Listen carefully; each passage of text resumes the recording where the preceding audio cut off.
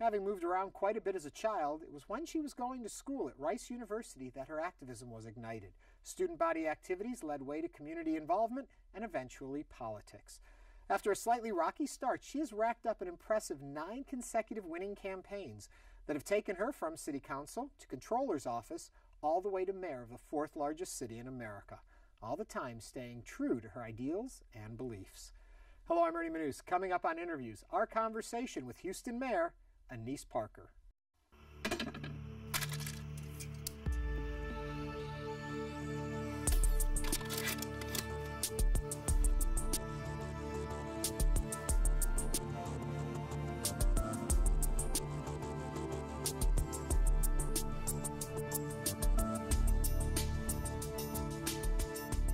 So what is it about the city of Houston that you love?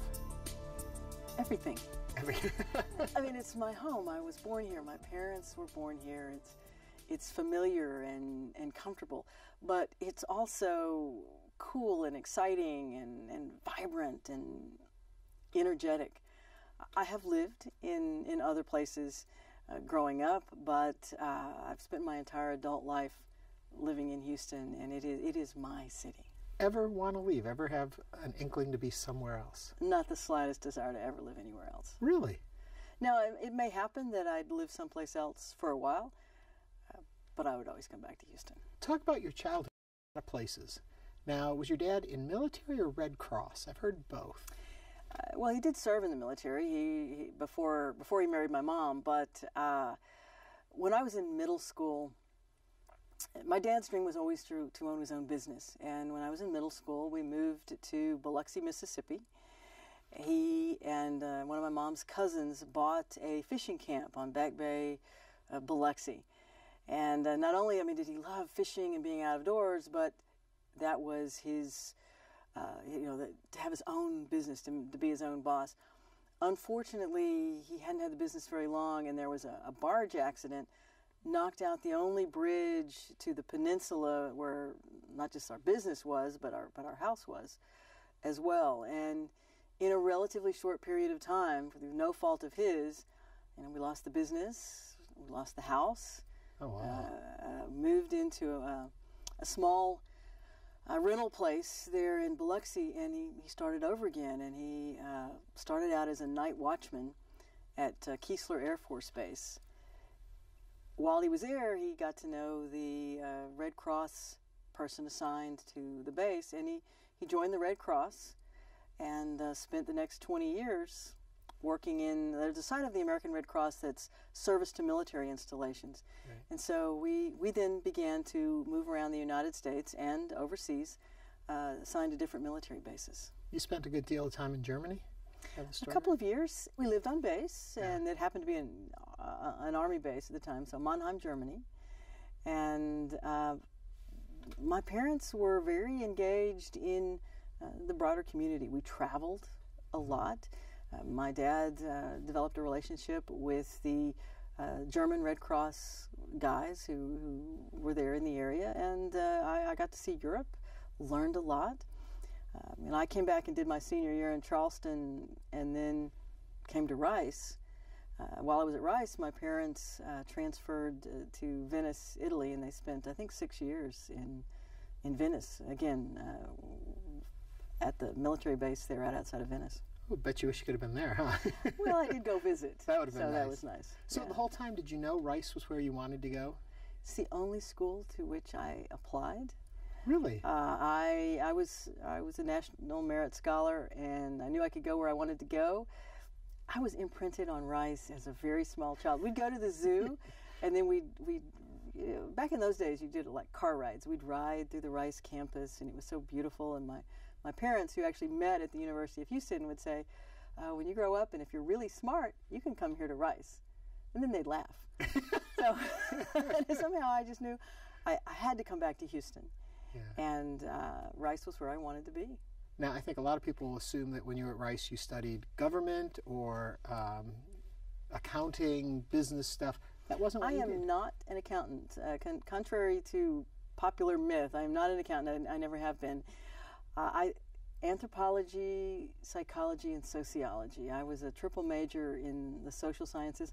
I almost got a fourth major in, but I couldn't quite make it through a PE degree. I couldn't pass water safety instruction. I can't swim very well. But I spent 20 years in the oil industry, actually riding the tech wave. I happened to go to work for an oil company right out of college. I was going to work for a year to make enough money to go to grad school in anthropology, because I'd had my tuition paid for at Rice, but I did have some student loans, and I wanted to for room and board, and I wanted to go to grad school, and then I just kept working. But in that first job, my boss asked for someone who wanted to go learn this newfangled computer software program for the oil industry to help do economic modeling. Remember, I went to college with computer punch cards, and I went out to the workforce and with those very first Apple computers, the really clunky ones. And so I spent 20 years riding the tech wave, learning more and more complicated reservoir mapping software, economic, I'd spent a lot of time in my last few years modeling foreign fiscal and tax regimes, because I was working for a company that was doing overseas work. So even though I don't consider myself technical, and I didn't have any kind of a training for this in college, I rode the tech wave for 20 years. During that time, Miss Anthropology wanted to be doing that instead, or were you content? Well, I discovered community volunteering, and I spent 2 years at my first company, Texas Gulf Oil and Gas, and then 18 years working for Bob Mossbacker at Mossbacker Energy. And my free time was about being an active community volunteer. Probably the first 10 years I volunteered in a number of gay organizations at the local, state, and national level. And then the next 10 years I was Miss Civic Club. And I was also a United Way volunteer. I did a lot of work with senior services. So I discovered that I was working to feed my volunteer habit. And after 20 years of working and spending all my time as a community volunteer, the Civic Club, a lot of what you do is about what goes on in city government. And I decided, okay, maybe I can take my passion and make that my job and get elected to city council. When you say your passion, is it truly still your passion? Does it excite you to work in the minutiae of government? I am excited to go to work every day. Now, I have to say that as a council member, I really was down in the weeds a lot, and I worked on ordinances and this word and that word. I'm still excited about it, and I could still do it, but as mayor, I have people. Yeah. I have people now who do that, and I'm higher up in the food chain, and I'm mostly I'm kind of a referee or traffic cop. I'm sending things out. You go work on this, bring it back. You go work on that, instead of doing it myself. Right. But I love it. Do you miss the weeds? No, I like what I do. I mean, I enjoyed being down in the weeds, and I can do that. But this is a very different position and a different job. In order to be a big city mayor, you must love your city. Yeah. I mean, just feel it, love it, know it. First of all, you couldn't be elected. Second, you wouldn't be able to put in the number of hours that it takes, because I'm never off the clock when I'm out in public. And my peers, I think, feel the same way. And it's the ultimate Forrest Gump experience. There's a new box. There's not just a new chocolate; it's a new box of chocolates every day. Something new is happening. Cities never stop. They don't stop working, but they don't stop changing. And so it keeps me at the top of my game all the time. Let me take you back to Rice for a little bit. When you start getting involved in activism, as we'll call it. Of course, the persona, the Annise Parker, and I hate to refer myself in the third person, but the Annise Parker at Rice is not the Annise Parker that people see today. No one would recognize me from then. So what changed? Where did she go? I was always painfully shy. And I'm an introvert. I'm reserved. When I go home from work, I pull up the drawbridge. I don't, I'd rather be by myself with a good book than socializing. but I learned how to do public speaking immediately after I left Rice. I learned how to just, in order to function in the business world, not just in politics, I had to get a handle on social anxiety, and so it took a lot of work to get to where I am today. How did you know you needed to do that work, though? So many people don't do the work they need to put them in the position to advance. I actually decided, one of the things about moving a lot, middle school and high school, was that I had to make friends in new places. I had to navigate a new school each time. But on the other hand, you can reinvent yourself. No one remembers the stupid thing you did, or how you embarrassed yourself doing X, Y, or Z in the new place. And so there's a chance to start over. And I benefited from that as sort of being forced to make new friends, being forced to come out of my shell. But I actually made a conscious decision while I was in college to try to figure out how, high school and college, to be more socially at ease, because it was so hard, and I was having anxiety attacks, and I was literally making myself sick, and I was doing unhealthy things because I was just so tense and anxious all the time. And so I began to put myself in positions where I had to interact with other people. Mm-hmm. My college roommate and I, her family was in Fort Worth, and I spent the summer with them. And I had the offer of a job at the library shelving books by myself, or selling toys and luggage at the Cox's department store in Fort Worth. And I took the job selling toys and luggage. I had nightmares every day. People who people who are extroverts don't understand this. I had nightmares literally every night. But what I discovered is that essentially I had a script. So I learned, being the Rice nerd, I learned everything about the luggage, everything about the toys. I could talk about it, and I knew what I was supposed to do. And I discovered that if you master the material, the anxiety goes away. Yeah. Now I talk to people in elevators and on street corners.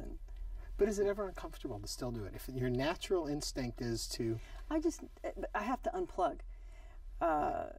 And it is also difficult because the job is it fills so much time that there's not a lot of downtime. Right. It's not, introverts, it's not that we don't dislike people. We just don't want to be with them all the time. You just need some time for yourself. I do some very deliberate things. I unplug my phone and my emails. After 9 o'clock, I turn everything off. Don't send me something. I am not impressed that you're still at your desk working at 10 o'clock at night, because I'm not. Because I have to stop. Yeah. Back to the earlier days. So you're very active, and you get out there, and you're making a name for yourself just in your activism alone. Mm-hmm. When do you start to realize that you are making a name for yourself, that people are starting to know you for the work you're doing?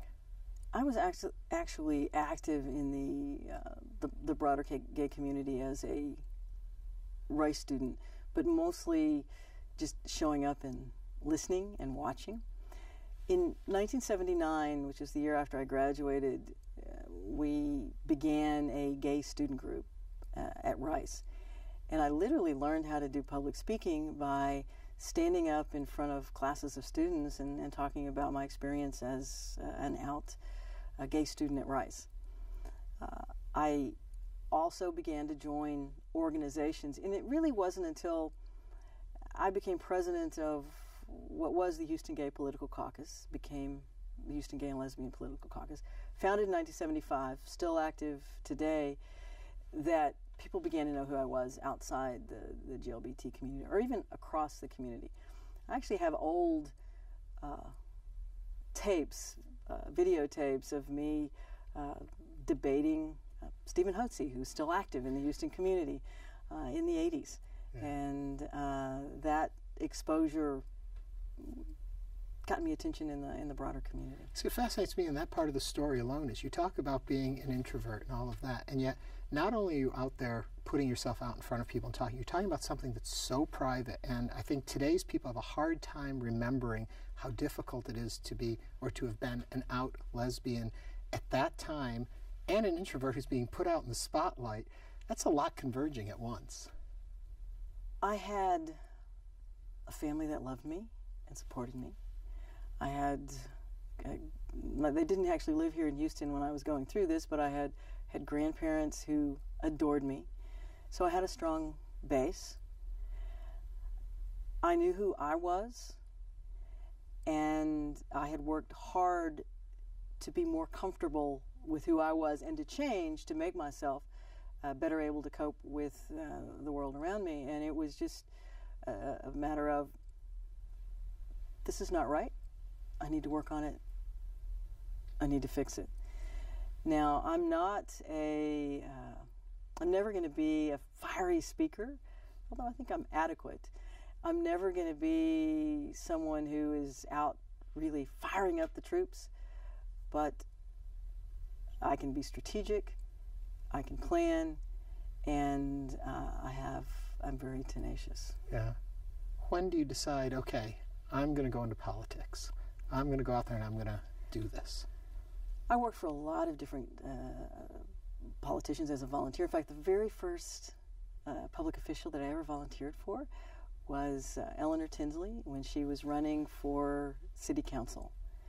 And I was always talking about the ultimate steel magnolia, just prim and proper and always put together, but knew her stuff inside and out and was just relentless, polite but relentless when she wanted something done.